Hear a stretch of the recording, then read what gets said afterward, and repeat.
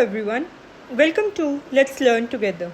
Here I share my notes and brief explanations of various topics centered around geography and its other subdisciplines. You can find different sections of various subdisciplines in the playlist of the channel. If you are new to this channel, then do subscribe and support us by sharing your valuable feedback. You can also connect to us through YouTube, Facebook or Instagram under the handle Let's Learn Together. Welcome to new video and इस video में आज हम बात करेंगे class 6 की geography NCERT का जो chapter 1 है हमारा the earth in the solar system. इस चैप्टर में हम ब्रीफ डिस्कशन करेंगे सोलर सिस्टम के बारे में, क्या क्या प्लैनेट्स, सेलेस्टियल बॉडीज, स्टार्स हमारे सोलर सिस्टम में है and at last earth and the moon. सबसे पहले अगर हम बात करें तो सबसे पहली जो चीज आती है जब हम सोलर सिस्टम को पढ़ते हैं तो वो है Galaxy. What is Galaxy? Galaxy is a huge system of billions of stars, clouds of dust and gases.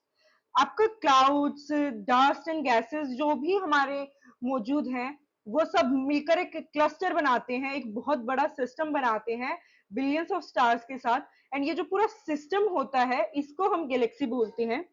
And ऐसी ही बहुत सारी गैलेक्सीज जब जुड़ती हैं, मिलियंस ऑफ गैलेक्सीज जब जुड़ती हैं तब हमारा बनता है पूरा यूनिवर्स। अब गैलेक्सी की बात करें तो सभी गैलेक्सी में से एक हमारी गैलेक्सी मिल्की वे गैलेक्सी है जिसमें हमारा पूरा जो सोलर सिस्टम है वो मौजूद है, वो प्रेजेंट है।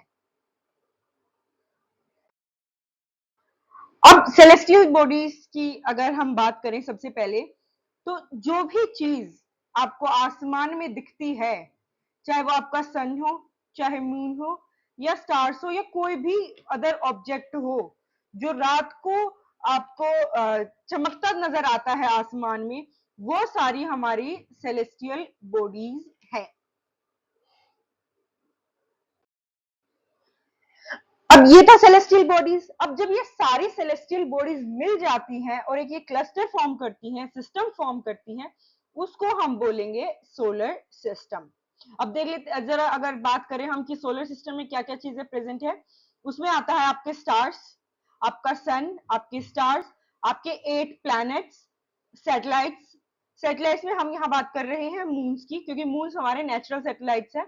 उसके अलावा एस्टेरॉइड्स एंड मीटियोर्स, ये सारी चीजें मिलकर बनाती हैं हमारा सोलर सिस्टम, जिसको हम सोलर फैमिली भी कहते हैं, यानी कि द सन्स फैमिली। अब सेलेस्टियल बॉडीज में ही हमारी सबसे पहले आते हैं स्टार्स। स्टार्स की अगर बात करें तो ये बहुत बड़े होते हैं साइज में। इनकी एक खास बात क्या है कि इनकी खुद की हीट एंड लाइट होती है इनमें, ये खुद चमकते हैं अपनी खुद की लाइट से एंड हीट भी होती है इनमें। फिर नेक्स्ट हमारा आता है कॉन्स्टेलेशन। जब ये स्टार्स मिलकर आसमान में कोई ना कोई पैटर्न फॉर्म करते हैं, डिजाइन फॉर्म करते हैं, उस पैटर्न को बोला जाता है कॉन्स्टेलेशन। एक एग्जाम्पल अगर हम बात करें कॉन्स्टेलेशन का तो सबसे पहला एग्जाम्पल है उर्सा मेजर, जिसको हम बिग बियर के नाम से भी जानते हैं। एंड द नेक्स्ट इज सप्तऋषि, जो 7 स्टार्स से मिलकर बना है। This is a constellation of 7 stars. अब स्टार्स हो गए, कॉन्स्टेलेशंस हो गए। अब नेक्स्ट हम बात करते हैं सन की। सन की अगर बात की जाए तो सबसे पहला पॉइंट जो आपको सन के बारे में मालूम होना चाहिए वो ये है कि it is a huge star. ये बाकी सभी स्टार्स से साइज में बहुत ज्यादा बड़ा है and it is made up of extremely hot gases, यानी कि ये बहुत ही ज्यादा जो आपके हॉट गैसेस है उनके कॉम्बिनेशन से बना है। It is the ultimate source of heat and light. जितने भी बाकी के आपके सेलेस्टियल बॉडीज हैं या ऑब्जेक्ट्स हैं, उन सभी को हीट एंड लाइट प्रोवाइड करने वाला ये अकेला है, यानी कि ये उसका अल्टीमेट सोर्स है। अब सन बहुत बड़ा है साइज में, उसी के साथ साथ इसका ग्रेविटेशन पुल बहुत ज्यादा है। ग्रेविटेशनल पुल, जो गुरुत्वाकर्षण है, वो इसका बहुत ही ज्यादा है, जिसकी वजह से ही आपका सोलर सिस्टम जो है वो एक साथ जुड़ा हुआ है। जो भी आपके प्लैनेट्स, मून्स, एस्टेरॉइड्स, मिटियोर्स आपको मिलते हैं आसमान में या फिर कहें सोलर सिस्टम में, वो सब एक साथ जुड़े हैं सन के ग्रेविटेशनल पुल की वजह से, वरना वो बिखर जाते। अब उसके अगर सन के डिस्टेंस की हम बात करें अर्थ से, तो अर्थ से 150 मिलियन किलोमीटर दूर है सन। उसके अलावा सन की जो लाइट है, सन की जो रोशनी है, उसको धरती पर पहुंचने में लगभग 8 मिनट का समय लगता है। एंड जैसा कि हम जानते ही हैं, बाकी के जो प्लैनेट्स हैं, प्लैनेट्स वो सारे या फिर स्टार्स, वो सारे सन के इर्द गिर्द ही चक्कर लगाते हैं। तो स्पेसिफिकली अगर हम अर्थ की बात करें, तो अर्थ को 365 डेज एंड 4 आवर्स लगते हैं एक रिवोल्यूशन को कंप्लीट करने में। रिवोल्यूशन क्या होता है? जब प्लैनेट्स सन के इर्द गिर्द चक्कर लगाते हैं। सन के बाद अब अगर हम बात करें, तो अब आता है हमारा नेक्स्ट टॉपिक, जो कि है प्लैनेट्स। प्लैनेट्स भी हमारी सेलेस्टियल बॉडीज है, but unlike stars they do not have their own heat and light. जैसे सन या फिर बाकी के जो स्टार्स हैं, उनके पास उनकी खुद की हीट एंड लाइट होती है। प्लैनेट्स के साथ ऐसा नहीं है, प्लैनेट्स के पास उनकी खुद की हीट एंड लाइट नहीं होती, वो सन से हीट एंड लाइट लेते हैं। There are 8 planets in our solar system. 8 planet है, starting from Mercury, Venus, Earth, Mars, Jupiter, Saturn, Uranus and Neptune। ये हमारे 8 प्लैनेट्स है जो सोलर सिस्टम में मौजूद है। एंड ये जो प्लैनेट्स है, ये सन के इर्द गिर्द एक प्रॉपर एलोंगेटेड पाथ है, फिक्स्ड पाथ है, जिसपे ये चक्कर काटते हैं, और इस पाथ को बोला जाता है ऑर्बिट। ठीक है। अब ये जो प्लैनेट्स है ना, इनको भी ना 2 कैटेगरीज में डिवाइड किया गया है। पहली कैटेगरी है हमारी इनर प्लैनेट्स, एंड दूसरी कैटेगरी है हमारी आउटर प्लैनेट्स।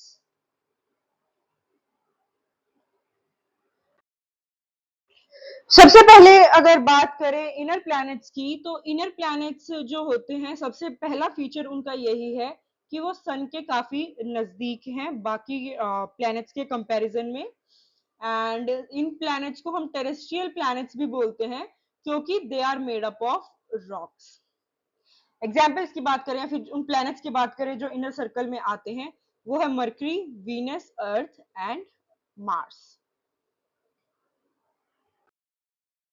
आउटर प्लैनेट्स की अब अगर हम बात करें, तो आउटर प्लैनेट्स जो है कंपैरेटिवली सन से काफी दूर हैं। ये साइज में इनर प्लैनेट्स से बहुत ज्यादा बड़े हैं। एंड जैसे कि आप मैंने बताया अभी, इनर प्लैनेट्स रॉक्स से बने हैं, वहीं आउटर प्लैनेट्स जो है they are made up of liquid and gases. They are also known as Jovian planets. अब इनके एटमॉस्फेयर की अगर बात करें, तो इनके एटमॉस्फेयर में हीलियम एंड हाइड्रोजन गैस की जो है बहुत ही ज्यादा थिक लेयर है। एंड ये प्लैनेट्स हैं आपके Jupiter, Saturn, Uranus and Neptune. एक और चीज है, अब हमने बात कर ली इनर प्लैनेट्स की, आउटर प्लैनेट्स की, पर वो क्या चीज है जो इनर प्लैनेट्स को अलग करती है, डिवाइड करती है और आउटर प्लैनेट्स से? वो है, ये एक बेल्ट है जो इनर और आउटर प्लैनेट के बीच में जो है अर्थ का चक्कर लगाती है। एंड ये बेल्ट बनी है आपकी एस्टेरॉइड्स से। ये आपकी स्काई में मतलब सोलर सिस्टम में कुछ पत्थर हैं जो स्पेसिफिकली एक बेल्ट में मूव करते हैं सन के अराउंड, एंड ये लोकेटेड है आपके मार्स एंड जुपिटर के बीच में। तो हम कह सकते हैं कि जो बेल्ट से पहले वाले प्लैनेट्स हैं, ये हमारे इनर प्लैनेट्स हैं, एंड जो ये बेल्ट के बाद के प्लैनेट्स हैं, ये हमारे आउटर प्लैनेट्स हैं। सैटेलाइट्स की अब अगर हम बात करें, तो सैटेलाइट्स क्या हैं? ये वो सेलेस्टियल बॉडीज हैं जो प्लैनेट्स के चक्कर लगाती है। हमारे प्लैनेट्स चक्कर लगाते हैं सन का, एंड हमारी सैटेलाइट्स चक्कर लगाती हैं प्लैनेट्स की। जो मून है वो किसी भी प्लैनेट की नेचुरल सैटेलाइट है, क्योंकि वो प्लैनेट मून्स जो है प्लैनेट्स के अराउंड मूव करता है। एंड अगर ये तो हो गई नेचुरल सैटेलाइट्स। अब आर्टिफिशियल सैटेलाइट्स वो सैटेलाइट्स है जो हम इंसानों ने भेजी है, ताकि वो दूसरी जो सेलेस्टियल बॉडीज है या प्लैनेट्स है उनके इर्द गिर्द चक्कर लगाए, ताकि हम उनके बारे में इंफॉर्मेशन गैदर कर सकें। अब नेक्स्ट आता है एस्टेरॉइड्स। एस्टेरॉइड्स मैंने अभी आपको बताया कि जुपिटर और मार्स के बीच में एक बेल्ट फ्लो करती है, उसको हम एस्टेरॉइड्स बोलते हैं। ये टाइनी बॉडीज हैं जो सन के अराउंड मूव करती हैं। कोई प्लैनेट का अगर छोटा सा टुकड़ा गलती से टूट जाए, किसी स्टार का टूट जाए, तो ये जो पत्थर होते हैं ना, ये एस्टेरॉइड बेल्ट में जाके मिल जाते हैं, एंड फिर वो सन के इर्द गिर्द चक्कर लगाती हैं। अब ये एस्टेरॉइड्स हो गए। अब सपोज प्लैनेट से टुकड़ा छूटा, या फिर एक कुछ टुकड़ा टूटा प्लैनेट से, वो हमारा एस्टेरॉइड बना। अब सपोज ये जो एस्टेरॉइड है, अब इससे भी अगर कुछ छोटा पीस टूट जाए, अलग हो जाए, उसको हम बोलेंगे मिटेओर।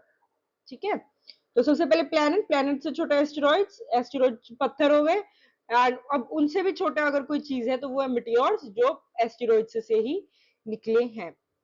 अच्छा, कई बार क्या होता है कि ये ना प्लैनेट्स की तरफ खींचे चले जाते हैं मिटियोर, क्योंकि इनका साइज छोटा हो गया, बहुत छोटे हो गए ये, तो अब इनका ग्रेविटेशनल पुल इतना स्ट्रांग नहीं रहा, बाकी प्लैनेट्स का ज्यादा है।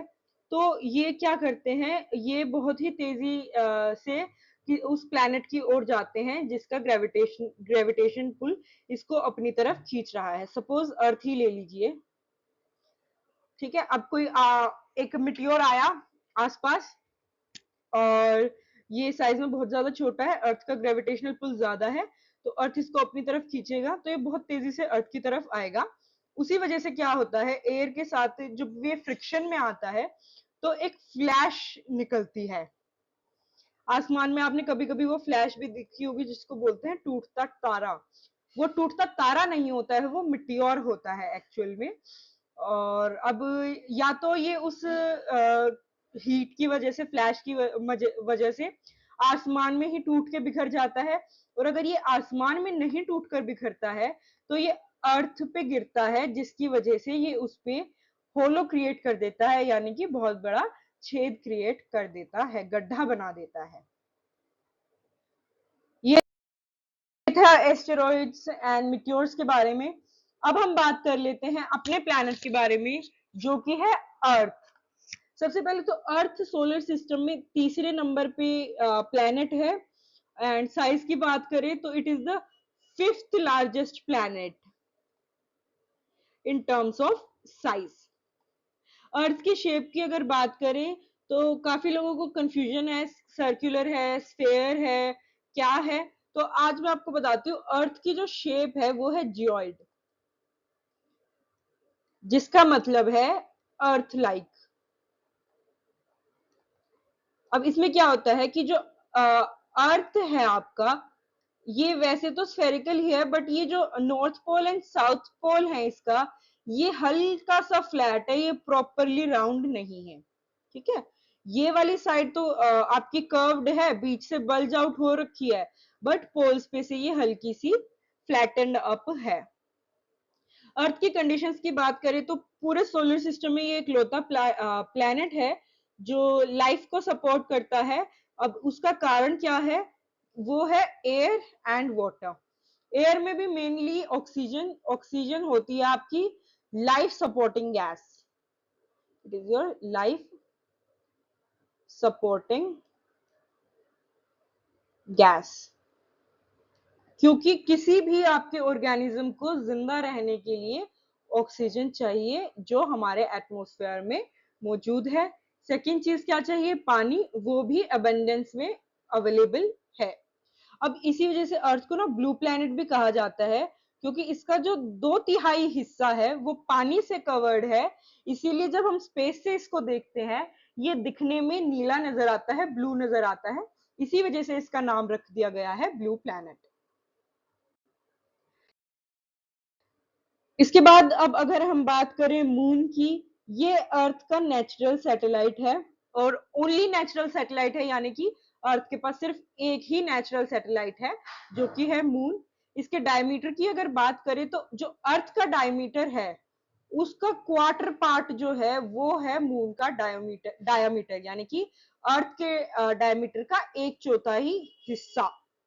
अब अगर डिस्टेंस की बात करें कि कितना डिस्टेंस है आपके अर्थ और मून के बीच में, तो इट इज 3,84,400 किलोमीटर्स, यानी कि मून जो है आपका 3,84,400 किलोमीटर्स अवे है अर्थ से।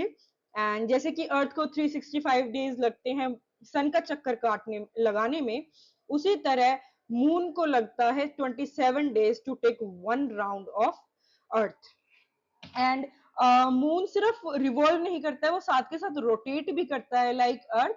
एंड एक राउंड लेने में एक रोटेशन का एक राउंड लेने में भी मून को कंप्लीटली 27 डेज लगते हैं। इसी वजह से हमें मून जो है फेजेस में नजर आता है। Thank you class, this was all for today. बाकी का हम नेक्स्ट वीडियो में डिस्कस करेंगे चैप्टर 2 के बारे में। Thank you. Thank you for being part of this video, and if you liked it, do not forget to share it with your friends and family, and also subscribe to our channel and press the bell icon.